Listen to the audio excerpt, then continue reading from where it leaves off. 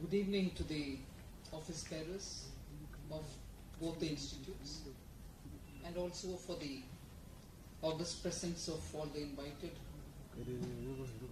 guests and the members of these associations.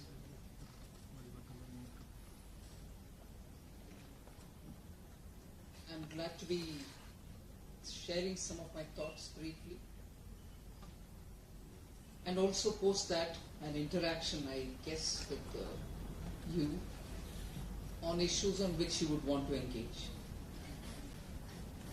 It is true that the Honorable Prime Minister has set a target for India to become Vikasit by 2047, which means that India would be as developed as many of the countries to which many of our young go for better opportunities, better education, better qualification, better rewarding jobs, and also better contribution towards the world, humanity at large, and particularly looking at countries like India. But opportunities need not be there, especially when we have the demographic dividend. And even as it is, in the last 10 years, many of those prerequisites which make a country developed are the issues on which Prime Minister has been giving attention and the government has been working towards. It is a sea change between what we inherited in 2013-14, in 14 in particular, to what where we have reached and where we have reached today. Just to recall and to reiterate the point that development doesn't happen by default. Development does not happen without effort. And that effort, the people of India have always wanted to put, and they are putting. But when leadership is not able to grapple with the largeness of issue, with a visionary perspective, and when leadership fails to match up with the expectations of the people, growth can always be stunted. Growth can always probably stagnate.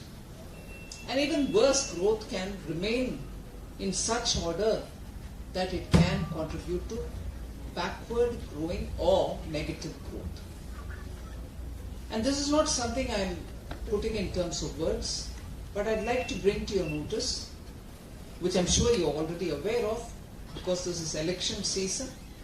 You have every narrative coming onto the public domain, sometimes even confusing us, all of us as citizens, wondering where the fact lies. But when the figures come out and when the actual contributors speak about it, you know where the truth lies.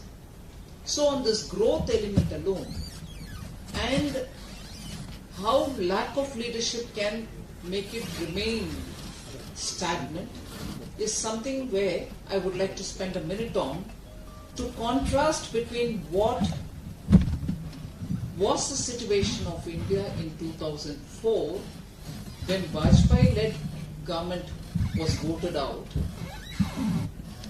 The economy had registered more than 8% full year growth in the year 2003-04.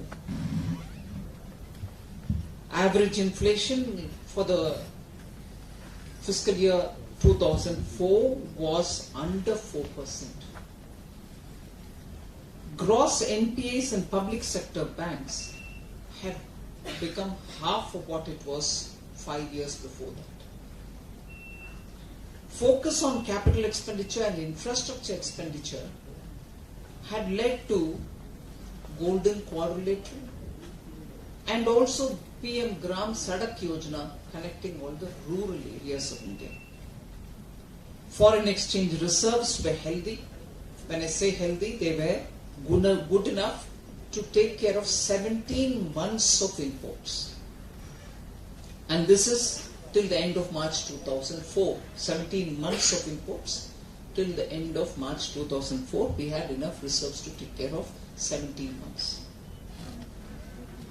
Whereas what is inherited by Prime Minister Modi in 2014 GDP growth was less than 5% for 2 consecutive years, which is 2012-13 and 13-14.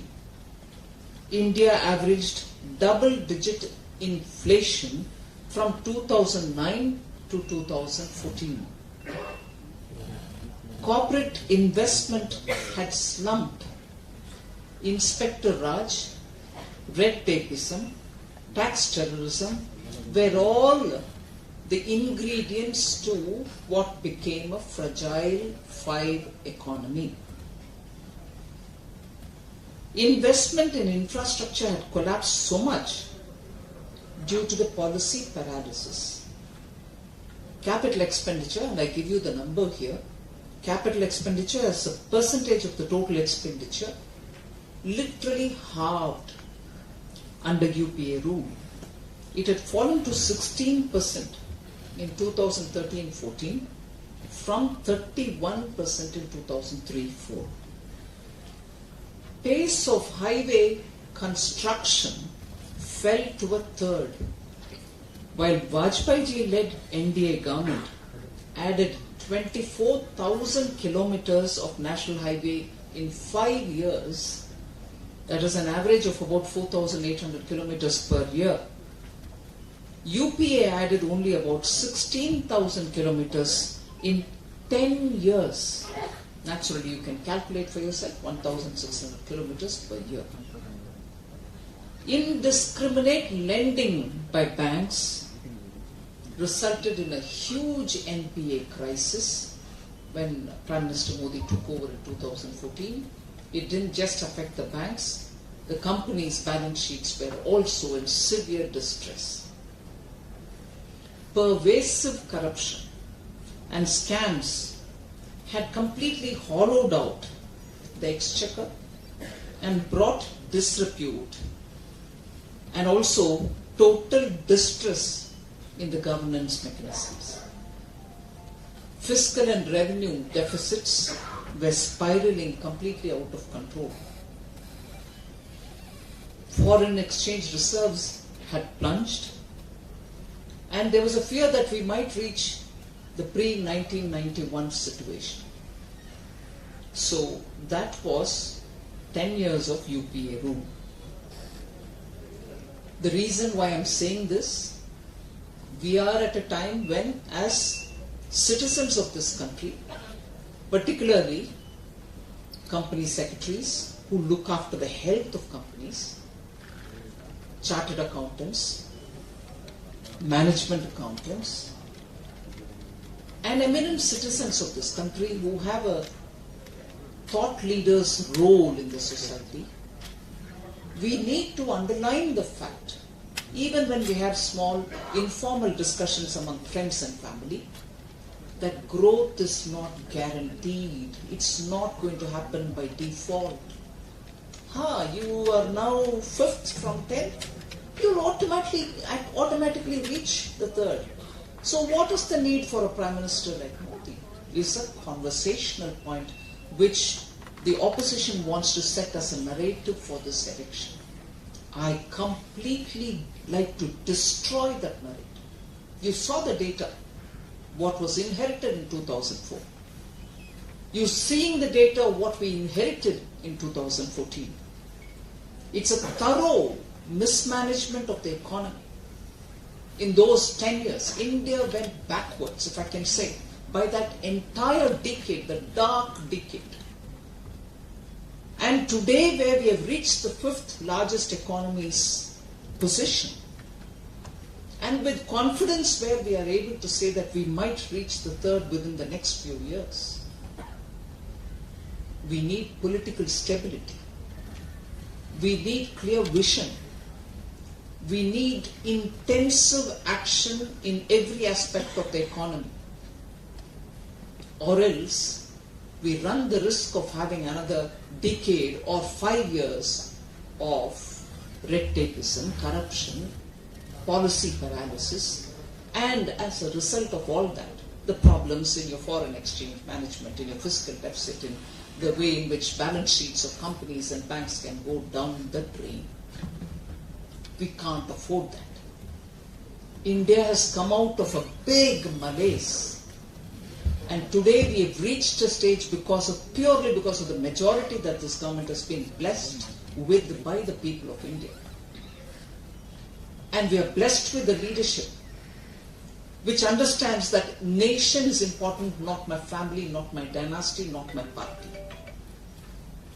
And at this stage when the world is looking at us, envying almost, I don't want to use the word envy, but looking at us with surprise as to how India has managed to reach here. And during a very trying period, when countries were desperate to have vaccines, India produces its own vaccine. We also got the right to manufacture vaccines produced elsewhere. And as a result, we were able to give all our citizens at least one dose. Some took second, some took a third. That kind of a scaling up much before the world could even get one round. And all for free. Every citizen took it out without any cost. So I would like to just leave this thought. There are many more things I can add. But I think because there's also an interaction, I won't take too much time for the monologue. I think the most important message is, like the way you nurture company and their health, nurturing India's economy is what Prime Minister Modi has put on the top of the agenda. We need to support him. We need to support a government which has the clarity that country is important. We need to take it up and take it up without any whiff of corruption. Complete transparency. Try as much as they have. The opposition is not able to find one element of corruption or crony or any kind of faulty decision by this government. And therefore, without getting into more and more details of many things that have been already said by the earlier speakers, we are first in this, we are first in that, we may reach first position sooner. All those are very worthy, valid instances of all Indian entrepreneurs, Indian farmers, Indian animal husbandry people, Indian horticulturists, Indian manufacturers, Indian defense component manufacturers, Indian exporters are all doing very well. We need good, stable government for it. Thank you very much.